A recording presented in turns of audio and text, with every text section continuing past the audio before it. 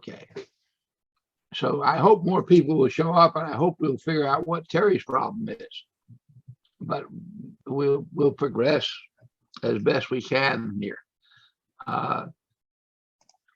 Let's see, Bill, what your time at the camp was there? 66, 67? Yes, from December of 66 until May of 67, and then I went down to Tin Bin. Okay. Right now, you are the earliest person that we have on the board. So what are your recollections about the history of Chao Doc from that part of the time when you were there? Well, trying to remember, it's been a few years. Yeah. It has. Yeah. I'm trying to, let's see. I remember when I first got there, I was assigned as an S5, Civil Affairs. When you come into Special Forces, you were looking for a CIB. You weren't looking to be Civil Affairs. So I remember when I got there and they told me I was going to be a Civil Affairs officer. First thing I had to figure out was just what was my responsibilities. And I remember at that time, Chao Doc really was, as best I can remember, was really played it pretty loose. Each staff officer pretty well did his own thing, and especially in the S5, I had it was basically just me, and I had an interpreter, and his name was Tommy. And Tommy and I basically moved all around the province to see what could be done in order to better the Vietnamese. I remember in the first 2 weeks that I was there, I went up to, you had me down there as, I guess it was 421. And I went up there with a helicopter, and there was a major conflict, and the helicopter came back with numerous holes in it. And we said, okay. I went into the S1, which I remember was Captain Lacey. And I said, well, I got my CIB. And he said, no, it has to be a ground action. I said, oh, okay. Goodness gracious, it wasn't even a week later. I was up in the same area on a PBR boat. And we were on the Mekong, and we had one hell of a fight up there. In fact, it lasted a good part of the afternoon. And when I came back, I said, yes, I know, it has to be a land action. Okay. Well, one thing just led to another. And basically, Tommy and I, we spent most of our time traveling all over the province. And what was so, in fact, I got chewed out many times for it, was because we left the Jeep and we were gone so often just moving around with the people. Believe it or not, we didn't. The only weapon I carried was a 45. I didn't carry an AR, and Tommy wasn't even using a weapon. And then later on, we had some close calls, and I got chewed out and said, from now on, you will carry a weapon. And I'd like to bring up one of the things that I remember was very, very much pronounced in my mind.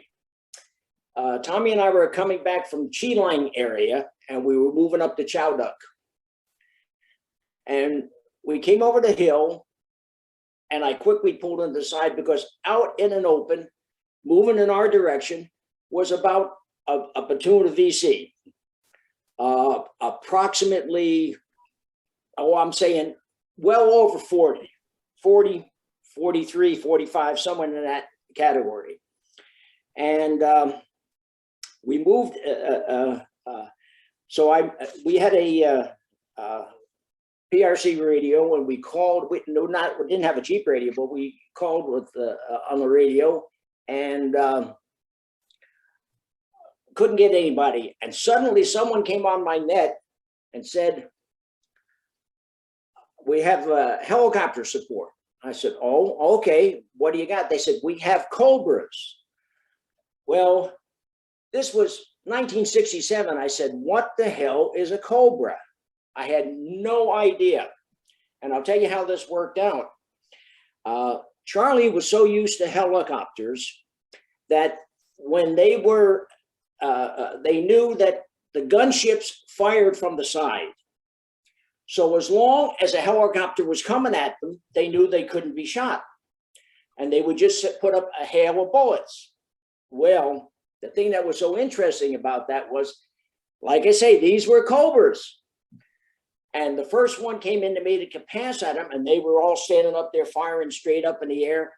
And if you've ever heard a Cobra go off, it's just like it's vomiting. It goes, bleh, and that's exactly what it did. And I don't know if it was 40, I don't know if it was 43, but anyhow, we went down the counter. If I remember correctly, it was somewhere in the vicinity of about 43. All of them dead. It just hit, the Cobra erupted, and the second gunner, the second Cobra behind him didn't even get a chance to fire. And what I found out later when I got back to Fort Benning, that was the first time that Cobras had been used in Vietnam.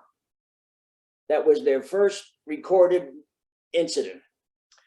What did we do? Basically, in the 5 shop, we had a problem. USAID was there, and the province had all kinds of goodies in their warehouse, and that's where it stayed.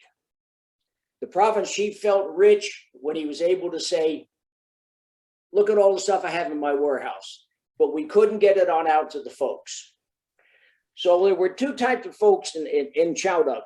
There were Vietnamese, and there was Chinese Nungs.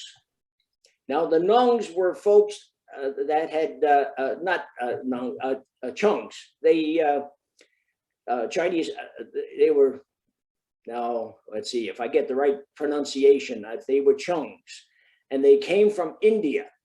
All right, and they had settled in the Chao Doc area, and they were farmers just like the Vietnamese. But when we brought in rice seed from Louisiana that would produce rice instead of one crop taking 6 months, the crops would take in 3 months. They could get a double crop in a 6-month period. They adopted the methods.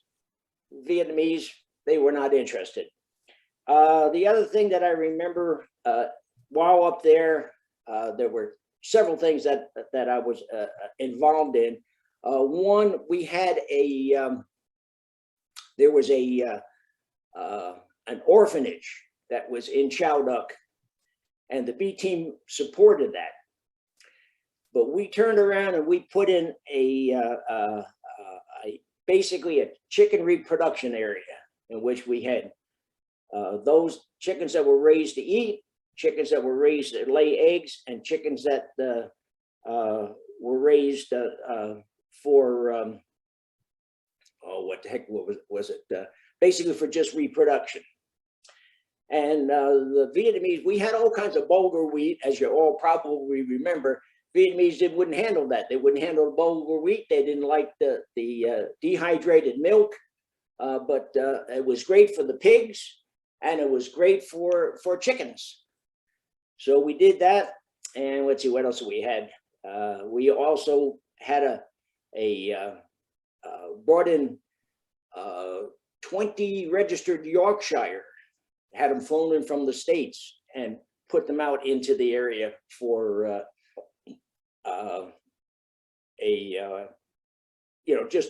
just to replenish the stock that was out there, because all they had was those pot-bellied pigs, and they were really terrible.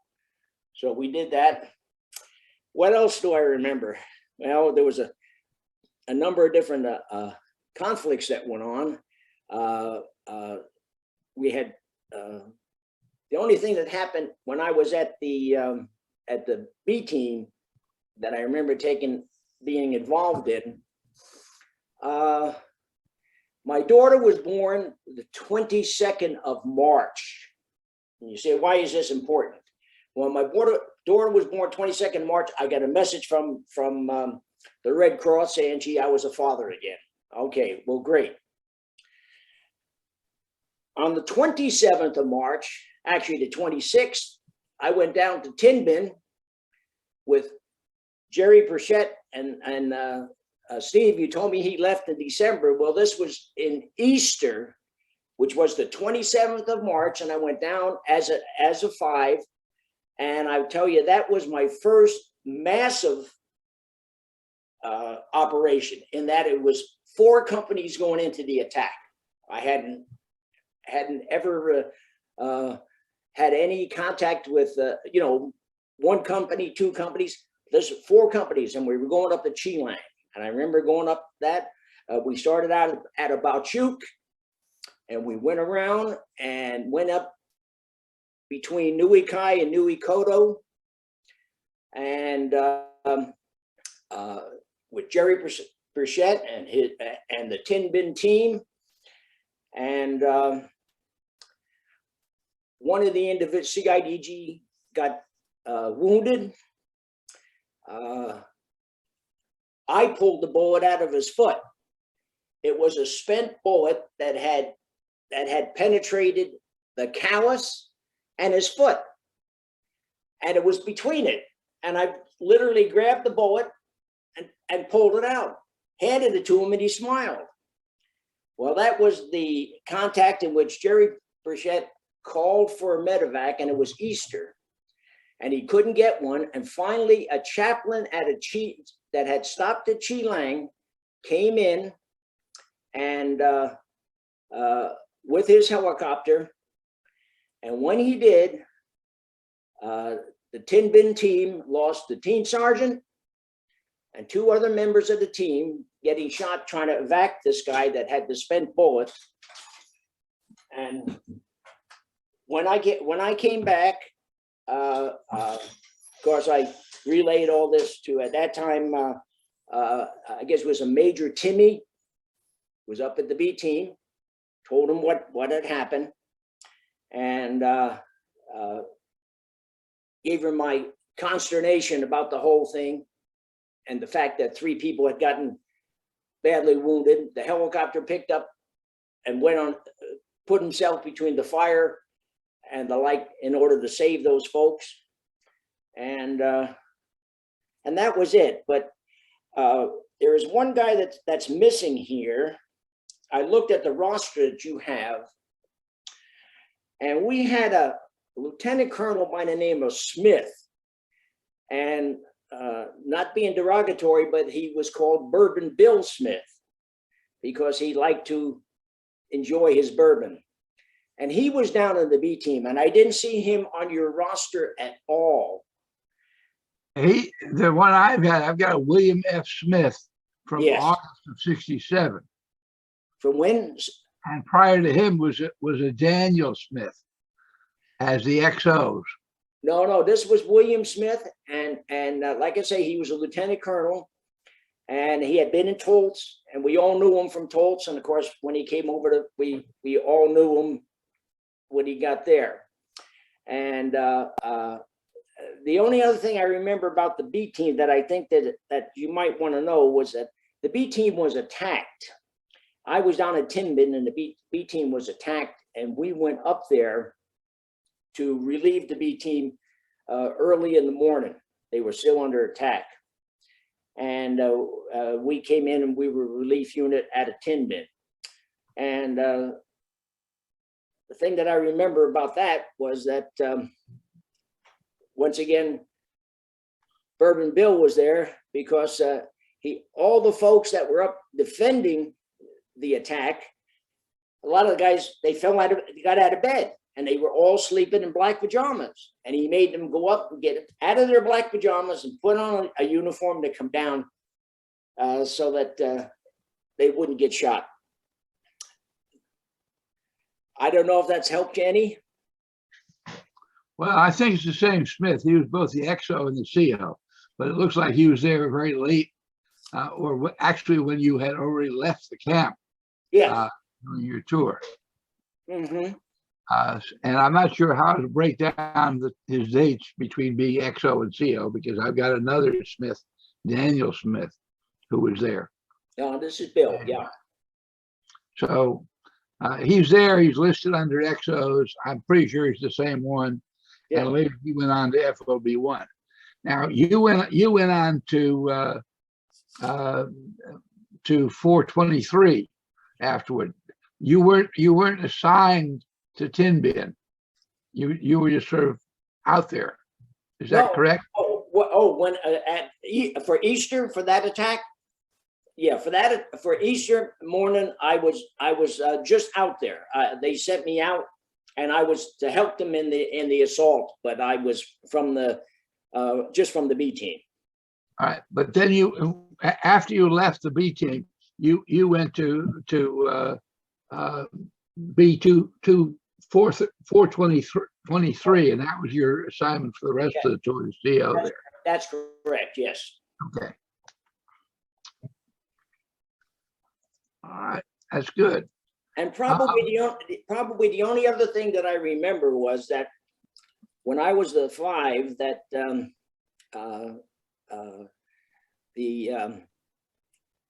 USAID commander was relieved by Revolutionary Development. The general came down and he relieved him because of stockpiling all these supplies, but never putting it out to the troops.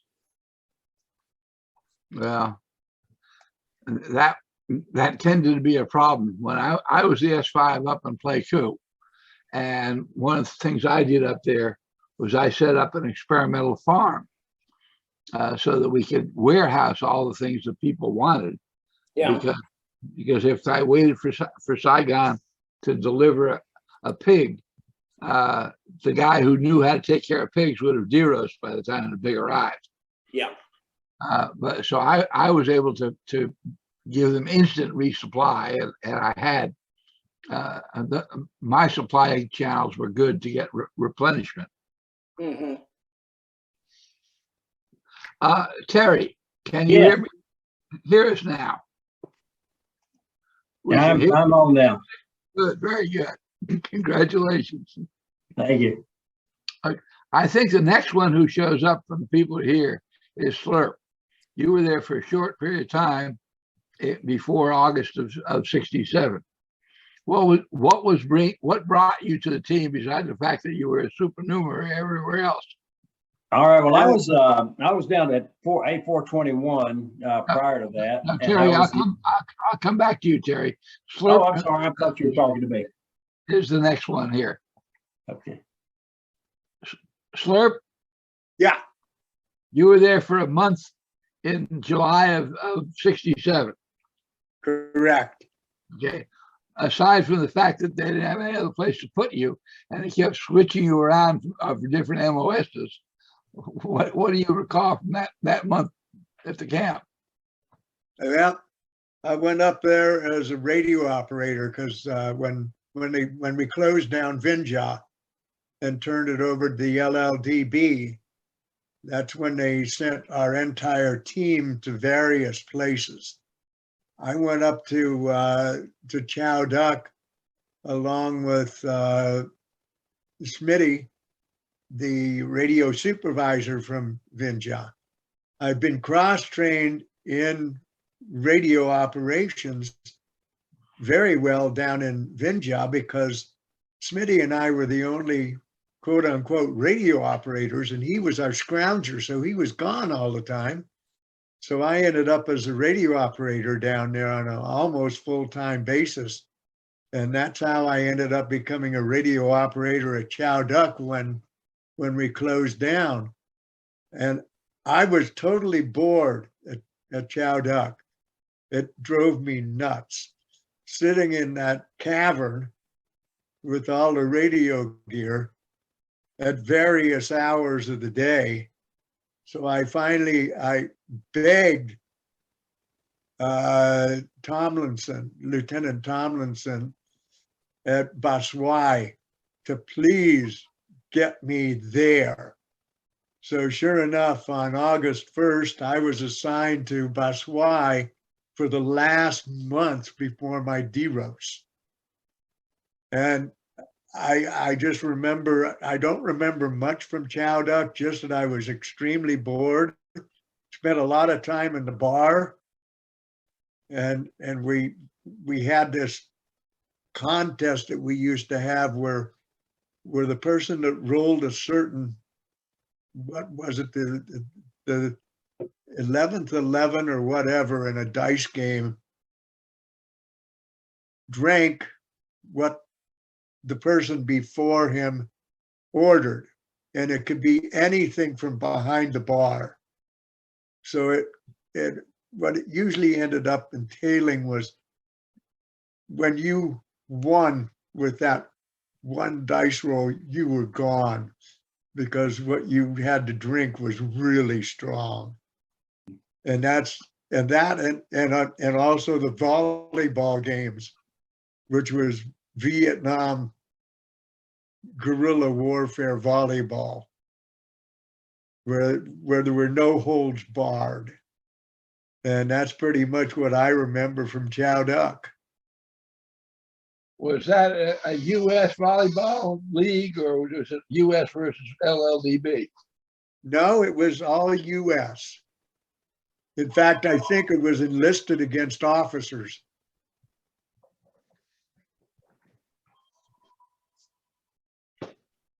Excuse me for a minute.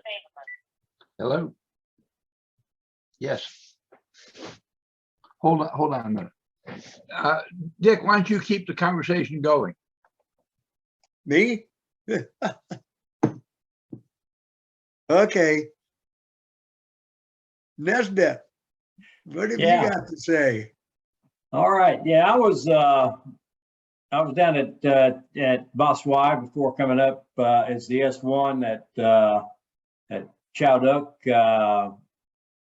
They moved up there right around the 1st of February in '68 and stayed there until the SF portion of the B-42 actually dissolved, and they turned it over to MAC-V long about August. And then I went down to C4 there's assistant S1 for the remainder of my tour. Some of the things that I remember about Baswai is that you mentioned the bar there a while ago. There was a little collie dog, like a border collie or something like that, that was a mascot in there. I remember, and he was apparently the combo guys named him because they called him Charlie Whiskey. And Charlie Whiskey was probably the only alcoholic dog that I ever knew. Folks would add a little bowl there, especially for Charlie Whiskey, and folks would either pour him part of their own drink or buy him a drink, and he'd just stand right there and lap it up until he went to sleep and slept the night. But Charlie Whiskey was quite a dog. Another thing I remember about the bar was a visit by Martha Ray. She came often around there, and I remember her playing poker all night in the bar there with several guys, and cleaned them out as best I remember. She was a pretty good poker player, and she always brought some good entertainers with her. On this particular trip, she had a guitarist who was very well, just played an acoustic guitar and could play about anything. Also, she also loved her vodka. Oh yeah, she did. She did. She kept a fifth sitting right with her all during that poker game, and would turn it up occasionally. The Vinjai, you mentioned you were there when they closed down the American team there at Vinjai. Well, after that, the S1 from Chao Doc went down once a month and paid the CIDG troops there, and so I got that duty for the 3 or 4 months that I was there. Most of the time, we were able to get a helicopter to do that, but I remember at one point where me and the accountant that worked in the S1 there, I had Vietnamese guy by the name of Frank Tran. By the way, I'm still in contact with him. He lives in Peoria, Illinois now. But we took a boat down the canal from Chao Doc all the way down to Vinjai there to pay the troops. Spent the night there that night, and of course they threw us a big party while we were there. Had quite a meal and plenty of beverages flowing during the evening. But I remember the Captain Nam, I believe his name was the team commander there, sharp officer, and always seemed to have a lot on the ball every time that I was around him. And just a side note there too, I went back to Chao Doc about 5 years ago or so. My wife and I spent a couple of weeks in Vietnam, and got out to Chao Doc and back down to Ba Soi and over to Vinjai. I got to visit all 3 places. Chao Doc is a city of over 1 million people now, and it's the old French hotel where the B-42 was. I could not find it, but the place that I think that where it was located there is now a Vietnamese military base there. That's right, right on the river, facing out over the river, right where I remembered the detachment being. I don't know how good that map is. Have I lost you? Okay. Can you still hear me? I can still hear you. I'm showing a map here. I'm not sure how okay. accurate. Yeah, you're showing a map there. Okay. Is that All where right, the camp was? Yep, right below where the fork is. Yeah, there's a big hotel now, just right up the river from that. If you go up, but just right below where the river forks, there's a very nice modern hotel where we stayed while we were there in Chao Doc, and so I got out and walked around a good bit and walked all up and down the river there between the hotel and the canal, looking for the place. And I couldn't find any the Vietnamese soldiers that were there guarding the entrance that spoke English, and they weren't very excited about me getting too close to the gate, so I backed off and didn't press that too much. But I'm quite sure that's that military base there is where we had the B detachment, and then right next door the LLDB had their B detachment, and all that whole area there I think is Vietnamese Army now. Is that circle in the right place, or it should be closer to the fork? I think up there where your circle at is real close to where Okay, where it was located. Yeah. good. Let me see what else. When the S5 was speaking there a while ago about the Yorkshire pigs, I was a recipient of one of those when I was down at Ba Soi. I was the second XO, and so I had the responsibility for civil affairs down there. So we got that big old Yorkshire pig, hauled him in on a helicopter, slung under a helicopter, as I recall, and then when we sent him out the same way. I remember that thing just circling around, turning around underneath that helicopter as he sailed off. But the VC shot our pig while we were there, wounded him in the hip, And the medic, one of the medics and I would go out there and try to treat that wound. Of course, this thing weighed, he must have weighed 600-700 pounds, huge, huge pig. And we had no way to hold him or anything like that. So we'd just have to try to distract him somehow, and where he'd get up there and medic could get up close enough to give him a shot of penicillin. And what that normally entailed was sticking the needle in and then waiting for him to run around the pen 3 or 4 times and settle back down, and then get back up close enough where he could get the medicine to go in. But we were able to nurse him back to health. He did survive. Of course, he was so big he couldn't he couldn't breed the little potbelly pig, so we had to build a contraption to put the pigs in so he could mount them and do his thing there without crushing them. So. But it's pretty successful. I think that just in the short time that we had him down there, I think he bred enough pigs to really improve the line there of those potbelly pigs. Well, it's a good thing to have somebody who knows something about the pigs. Yeah. We had a problem up in Tucor where a pig broke his leg, which put him in the same situation as your pig. Yeah. And because of the broken leg, he couldn't do his job. And I ended up with the interesting duty of calling the 4th Infantry Division and arranging for a medevac. Yeah. I say again, Papa India Golf. Steve, you should have seen the fun once was when they came into Saigon. And it was a whole bunch of them. I guess yours pigs were part of them. And they said, go up there, and told me to pick out 20 good pigs. Hey, I was from the Bronx, New York. What the hell did I know about pigs? But I had to go up there and pick out the pigs.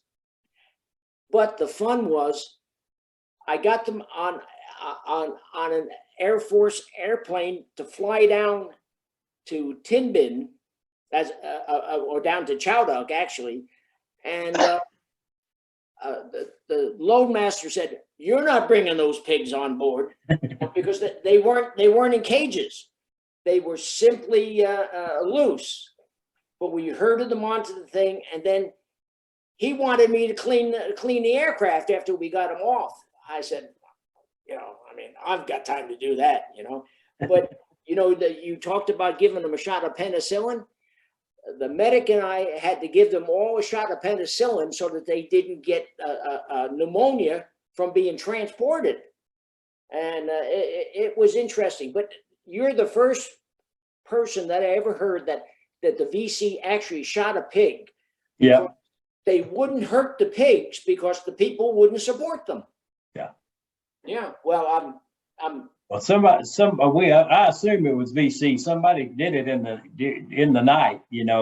Came in there and shot the pig. So we just assumed it was VC because we had a pretty effective psyops operation going down there. With the med caps and all that kind of thing. And so I think we were hurting the VC pretty bad in that respect. In terms of winning the hearts and minds, which was the buzzword of the day there. But so we assumed it was a VC.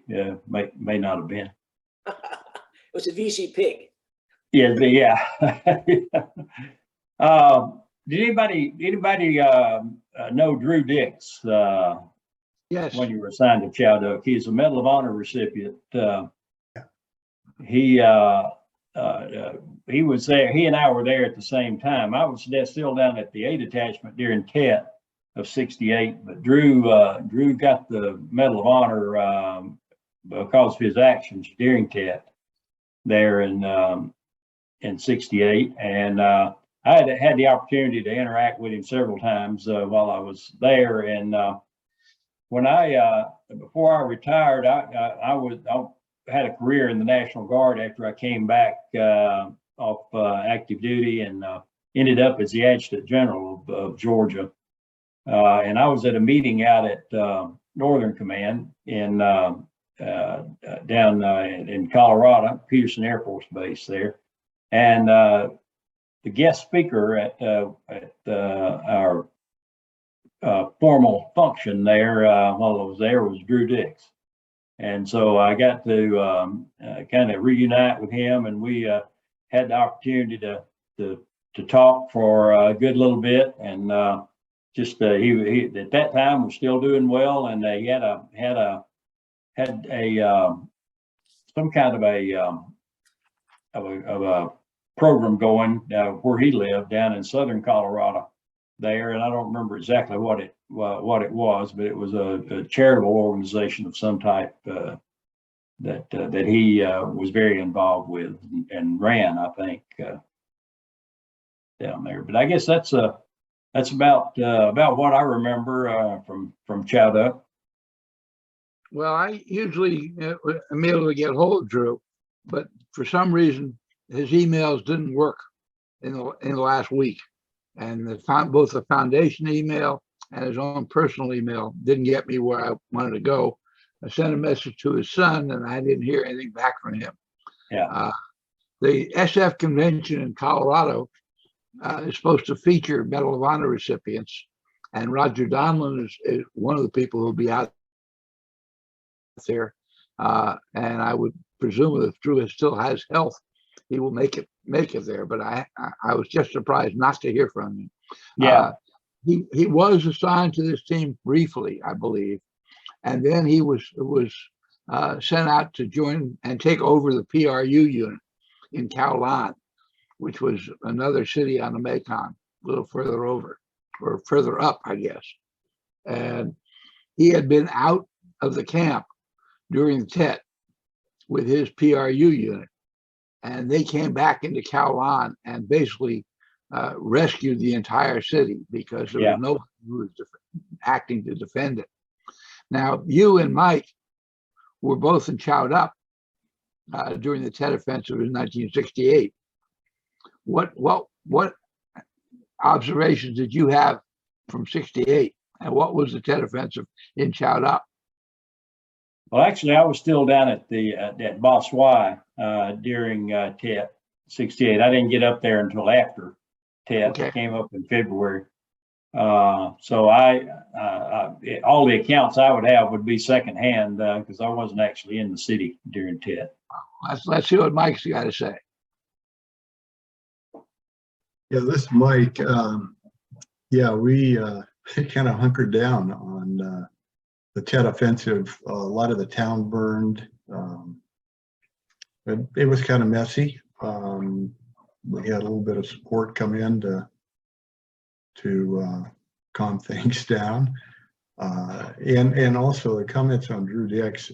Drew used to come over to the detachment once in a while. But I went to, and Steve, I told you, I went through SF training, and Drew Dix was in that group that I was in. So I did see him, and I know who he is, and especially since I'm in the Special Forces Association, Roger Donlin's sponsorship of, they talk about him quite a bit. I had a chance to talk to Roger about him. But yeah, that was an interesting time. Well, I'm very interested in Chao Doc as a whole because during the Tet Offensive, the province chief was a fellow by the name of Pham Van Phu, and Pham Van Phu had been a prisoner of war captured at Dien Bien Phu by the Viet Minh at the time. And I have always thought that while he was an outstanding and respected South Vietnamese officer, he was definitely not an agent for the North Vietnamese, that he was a person who was able to be coerced and threatened. And during the Tet Offensive, the reports in Chao Doc are that he ordered movement of troops around prior to the Tet Offensive that opened up the access to the city. He took the province elements that he had and moved them where they weren't going to be very effective. He later, in 1969, became the commander of the LLDB, only for a short period of time. And then his career brought him up to I Corps, where he was involved with Lamson 719 and purportedly was involved in delaying the operation of 719 to the point where it became ineffective. And by 1975, he was the commander of Vietnamese in 2 Corps. And after a conference with Thieu, he apparently was told to go and evacuate Pleiku, which he did by flying to Pleiku, telling his deputy to get out of there and bring everybody with him. And then he flew back to Nha Trang and left the big mess to be sorted out. It was a total disaster. When Saigon fell a few weeks later, he committed suicide, which goes against him being an agent of the communists. But even though he's held in high esteem by the Vietnamese here, I question some of his motives for doing some of the things that he did do.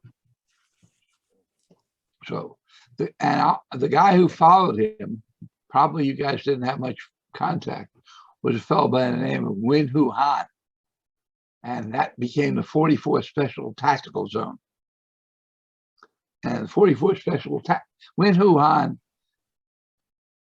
truly fucked up everything the 44th Special Tactical Zone did. And he actually was the highest ranking North Vietnamese officer in the South Vietnamese Army. When Saigon fell, his job was to bring, he was working in the Joint Chiefs of Staff office. His job was to bring the surrender orders to the radio station and broadcast it. And then it is reported that he went back to his apartment in Saigon and changed into his North Vietnamese uniform. So kind of interesting stuff from Chao Doc. Mike, you have more recollections of the closing of things leading to the close of the camp.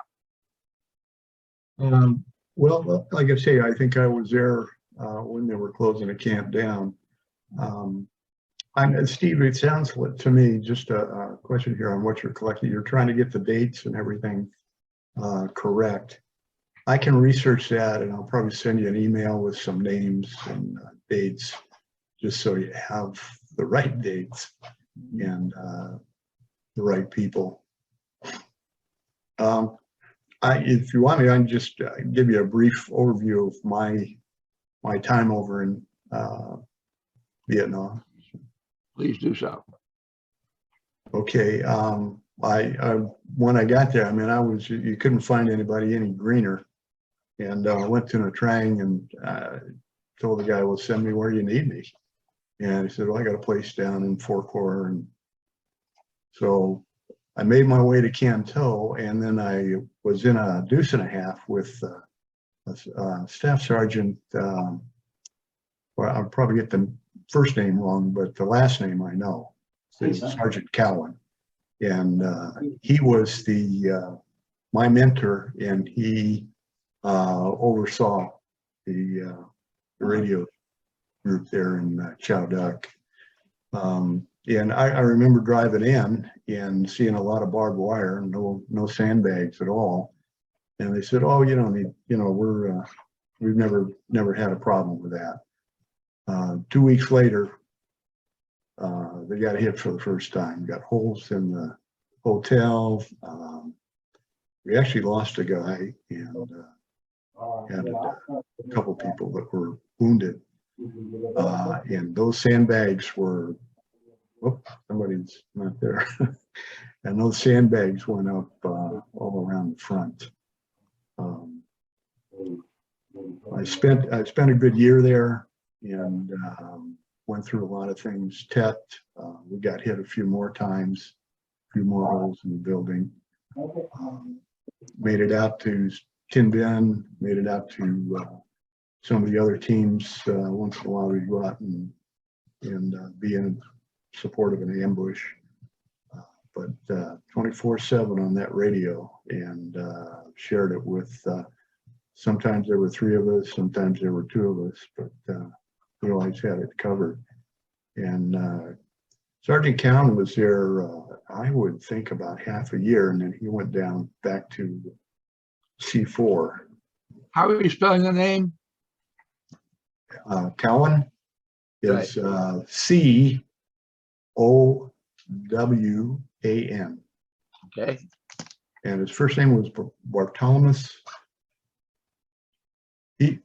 In fact, he's the guy, I don't know if you remember, early on, there was a Special Forces brochure that was being sent out.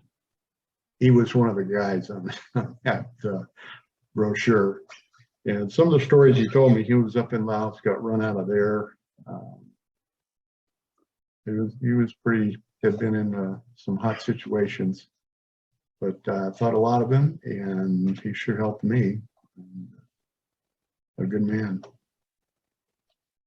Let's see. I have a Bartimus Cowan, and from June of 67 to January of 68, I show him at Baswai. If part of that time was at B-24, B-42, then what part of that time would that have been? Yeah, it would have been the first part of my tour over there, which would have been around the end of the year. Was he there? He said you came in there with him, or he was there already? Yeah, he was right there. Yeah, absolutely. Okay. Slurp, do you remember this guy Cowan? The name seems familiar, but that's all. Okay. I know when I was in the working the Radio Shack at Chao Doc, there were very few of us. Most of the time, there were only 2 of us, Smitty and I, holding down the fort. Yeah, I would agree. I mean, it was there were just at the most 2, and Yeah, it might have overlapped with a 3rd guy, but yeah, it was pretty slim, and covering the radios 24/7. That was a lot of time. yeah. Well, that he really couldn't have come in until sometime early in September. Well, he rode, I'll tell you, Steve, Sergeant Cowan rode with me in the Deuce and a Half to B-42 when I got in country there. Okay, so that's he was there. That was his original arrival. Well, I assumed he had a place to stay, so he was already there when he gave me the ride from Canto. Right, and he seemed to have been there until January. That was probably about right. That's probably about right. Which one he went on to C4. As far as I know. Just call to let you know, Greg said he sent you a text. One of the people I'm missing who's kind of critical here is the last sergeant major who was there. Who was after Turbush? Who was in charge? Yeah. And wasn't even Turbush. I have Grisham. Okay, all right, well, I appreciate it. Well, maybe Terry will know when he gets back. Yeah. So Okay. I'm not sure. I mean, we did, I don't remember the CO's name when I checked out. Okay. But I can give you some other, I'll have to look in some of the information I have, but I can give you some more detail Okay. on things. Yeah. Terry, Yeah, sergeant was the team sergeant was when they closed the camp down.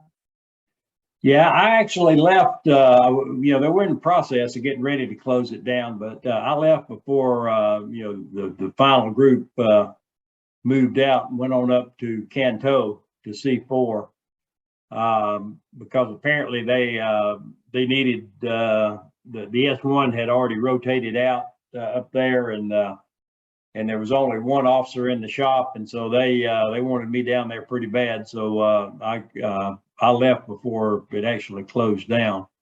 So I know I had George Turbin. Major Reed was the commander at B-42 at the time, and I think he was the final commander there before it closed. Fry was the XO. Yeah, yeah, I had George Turbush until about April, yeah, but I don't have anybody after Turbush. yeah. Yeah, I don't remember. Okay.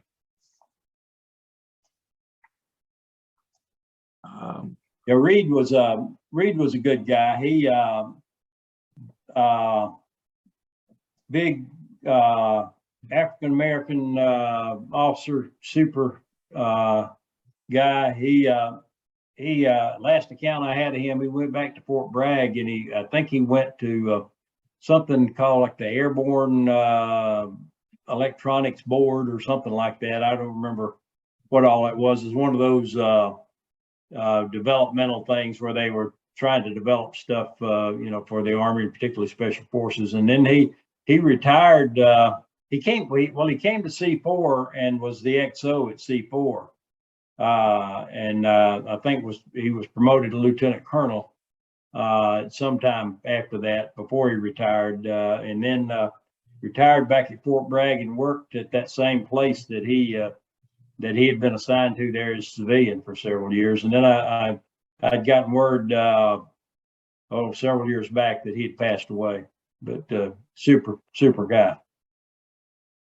Mike probably remembers him as well. Yes, sir. I think you kind of jogged my memory there. I do remember him. Yeah, he's the guy that gave me. I saw your little plaque back there. I was the same thing. And when I left, he was the he was the guy. Mike, on 10/12/67, there was a guy who was killed. The Spec 4 was killed, but he's listed as being an attachment from the 52nd Signal Battalion. His name was William Burkhardt. His MOS was 31M, which I guess is some kind of repair MOS. Yeah. Do you recall anything about what he was doing there at the camp to get himself killed? I think he's not one of the guys I remember that worked some of the commo equipment there. But and especially if he was the guy that was KIA, I never saw him, so I can't help you much there.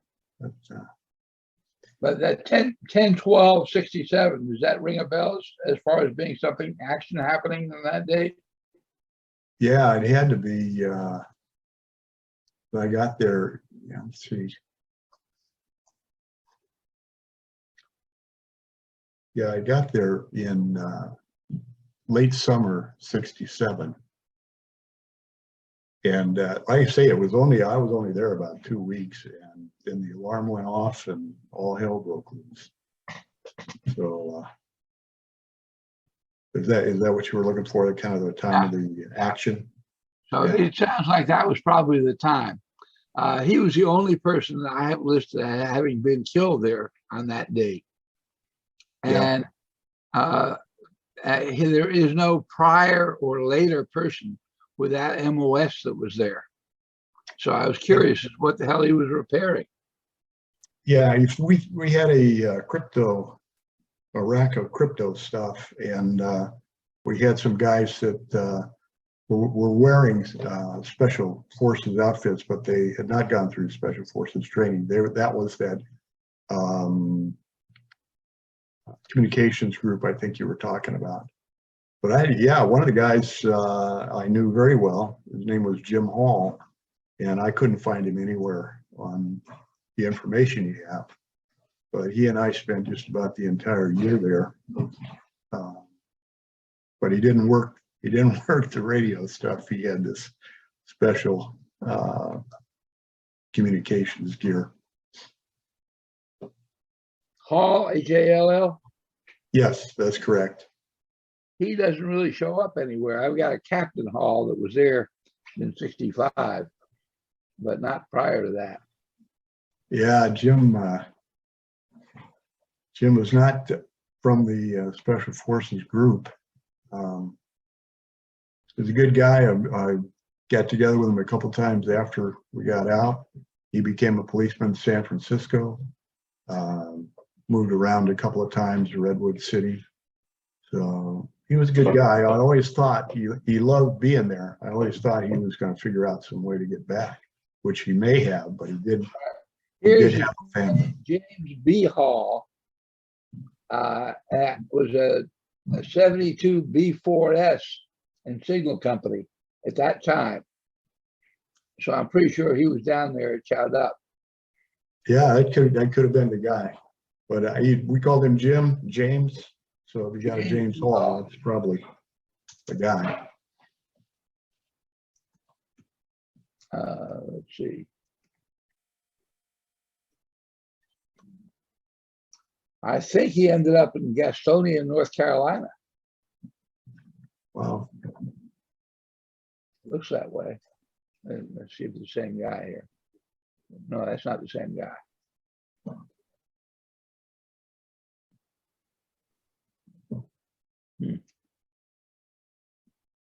Okay, he's going to take a little bit more work. It looks like I've got two James B. Halls here. Okay. All right, good.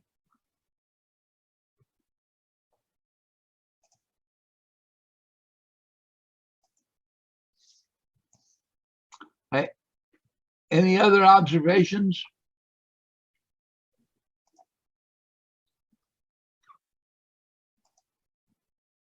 I just thought I'd mention one thing because you forget a lot over the years.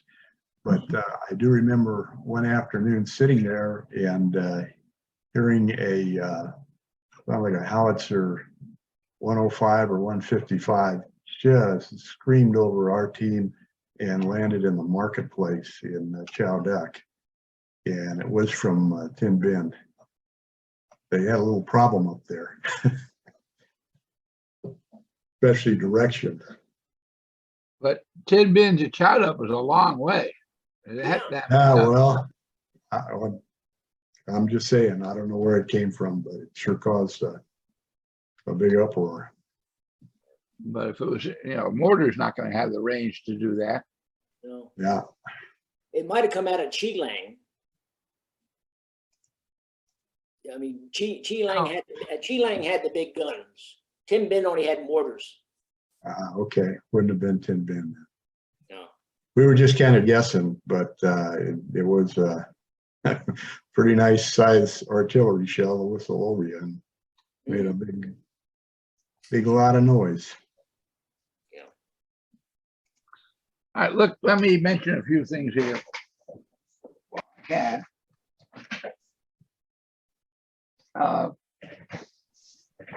One of our panelists over here authored a series of books.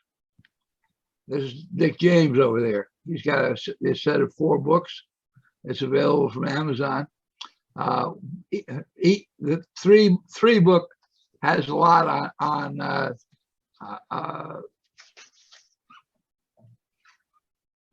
Kai Kai, and number 4 book has stuff on Chao Doc. So, well, it was Punjab. okay, and Vinja. Also, I don't know how many of you remember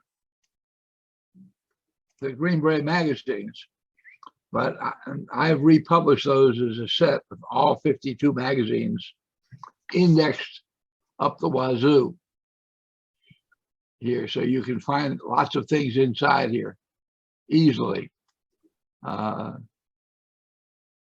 Like William F.X. Knowlton shows up in volume 2 and volume 3 Oh, on a couple of geez. occasions. And God help them.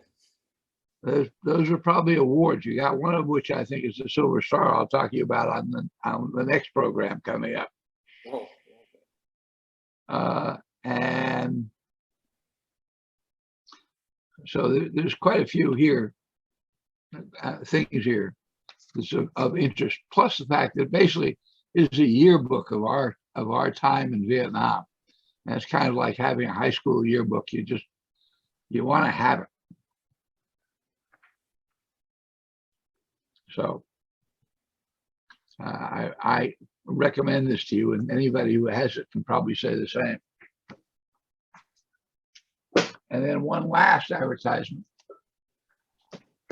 I said that I'd left off my website for about 8 years. I was the editor of a series of books on Vietnam from 1963 to 1975, one book each year, plus a supplement for 76. And these are like 12 articles per year about subjects that I thought were interesting that I'd get somebody else to write. And a great bunch of people writing it, and a lot of interesting material on there.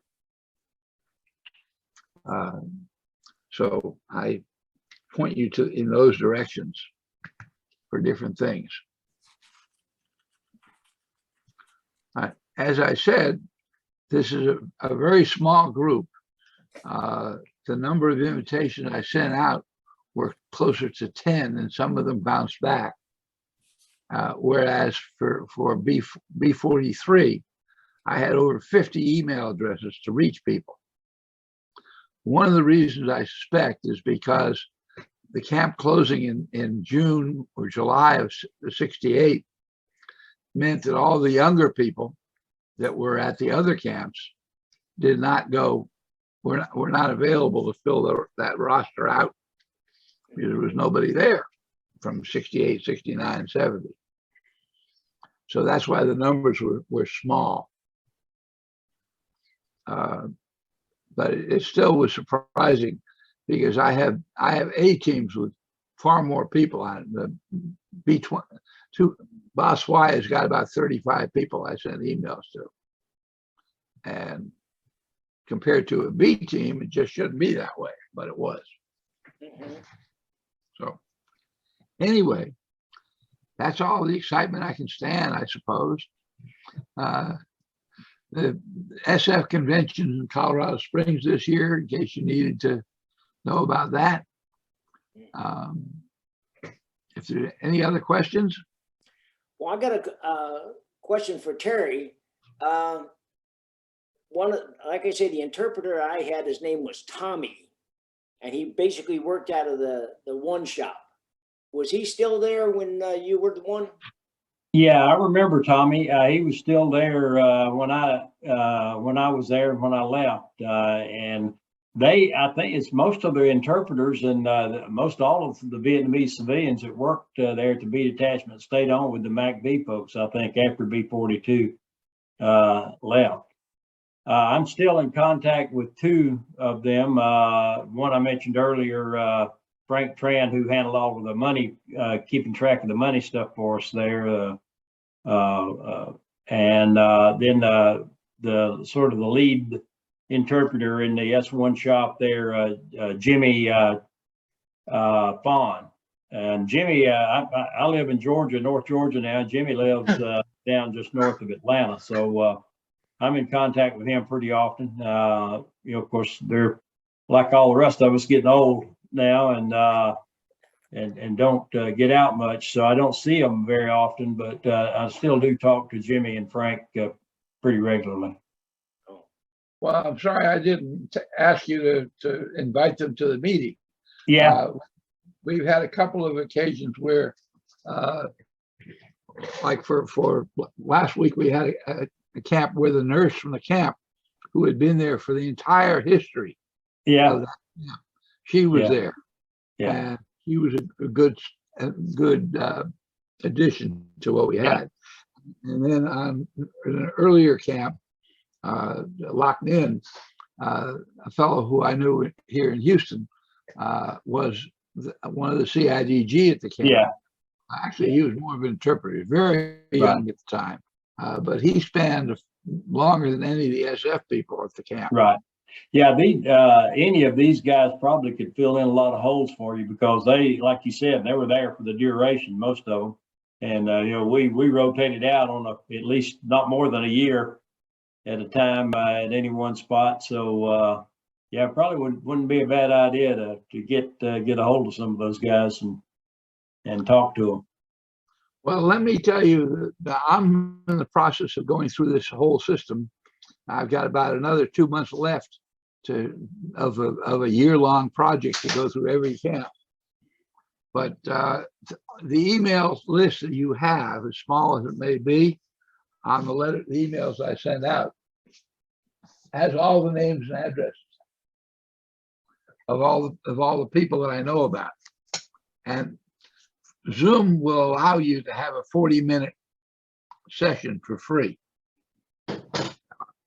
If you need more than that, you get hold of me and I can set something up under my umbrella. But there's nothing preventing you from contacting others, having your own sessions going on. And in fact, that's what I like to encourage, because there are not that many of us left around. And I think it's really good for everybody to get together as best they can. You mentioned the SF convention at Colorado Springs. Do you have the dates on that? It's sometime in September. September, okay. It's in the drop, where you can just go to specialforceassociation.org or whatever it is, Okay, and you'll find them there. okay. Steve, can I ask you a question? I was looking on the roster from Chao Doc, not Chao Doc, from Canto. And I had a young man, and his name was Donald Briscoe. And he was up at Canto and was sent down. He was a staff sergeant, and he worked in supply. And he got promoted to E7, and he was going back to Bragg. But his primary was infantry, his secondary was logistics. And he wanted to get his CIB, so they sent him down to my camp to get his CIB. Needless to say, it was a horrendous accident, but he tripped a booby trap and he was killed. I went to Fort Benning to try to get him his CIB. I didn't get anything, but I didn't see him on the roster from Canto. And I thought maybe you might have it, or you might have access to it. How are you spelling the name? Briscoe, I believe. Briscoe. Okay. There is a Louis Briscoe who was killed 7/11/67. Okay, yeah, that would be about the right time. So. And he was killed at right outside of Bachuk on Nui Kai or Nui Koto.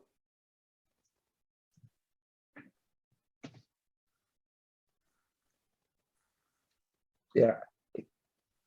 I show him as assigned to C4. Yes. But he was killed at 423. Yes. So, because he doesn't show up on 423, he shows up in C4, which I don't pay much attention to. I missed him. Yeah, yeah. I will add him to the 423 list. Yeah.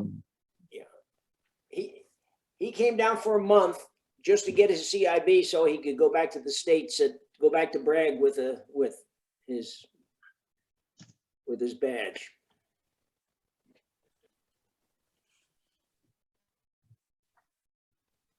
Steve, let me add one little caveat here too. On my trip back over to Vietnam 5 years ago or so, I got down to I don't remember the name of the village. I think it's the one you just mentioned there.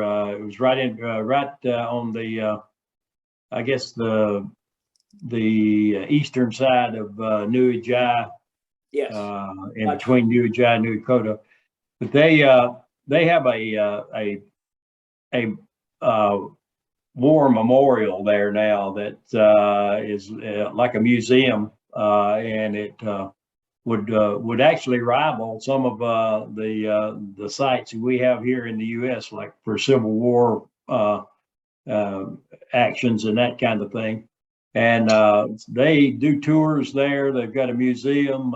You get an opportunity to go and crawl through all of the caves back in the rocks and that type of thing on Nui Jai. And so I spent a day there and crawled all through those caverns and things back there. Of course, they've got them, they've got mannequins and that kind of thing in there representing the VC and NVA officers and that sort of thing. Operations center, where it was located back in the mountain and all that. But very interesting. If you ever get over there, that's well worth the trip down there to see. Of course, their account of what took place is quite a bit different from ours, and I challenged them on a lot of that. And surprisingly, the people who were operating that thing and giving the briefings and the history and all that kind of thing seemed very appreciative to get my perspective. I doubt any of it ever made it into their presentation, but they seemed interested anyway. Mm-hmm. Well, under the camp at Baswai on the website, you'll see a link to an article by John Alexander. Yeah. Who made it back to Baswai. I'm not sure what the time was, but the article was in a slightly different vein than what you presented here, but quite interesting. Yeah. Yeah, Alexander was a Captain Alexander that took over command of the A detachment after I left down there. Probably the same guy. Yeah, I'm sure. Yeah, he. I know he was he was a very personally very gung ho person who was out all the time personally on every patrol and that kind of thing. Did a lot of, I remember as DS1 up there processing a lot of awards and that kind of thing for him during the period of time that he was there. I would expect him to be at the meeting. I'm sorry? I would expect him to be at the meeting for Baswai. Oh, yeah. Yeah. Yeah, okay.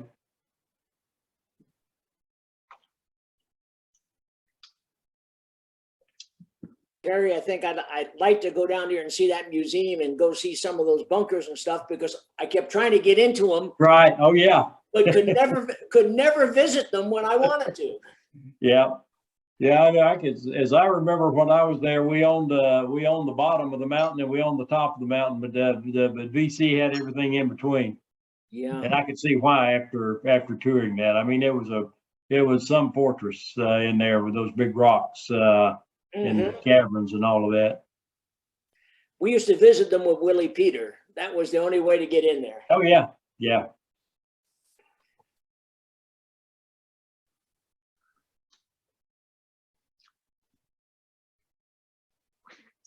Well, in the end history of the CIDG camps in 4 Corps,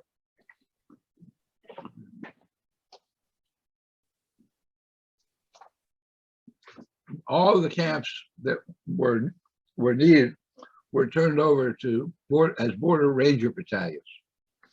Mm-hmm. In 1973, 10 camps that were border ranger battalions in 4 Corps did an assault and cleared the Seven Mountains area. Huh. By the end of 73, all the border ranger battalions had been dispersed outside of 4 Corps and turned over to local defense people. Yeah. Things in 1973, things looked pretty good in 4 Corps. Yeah. So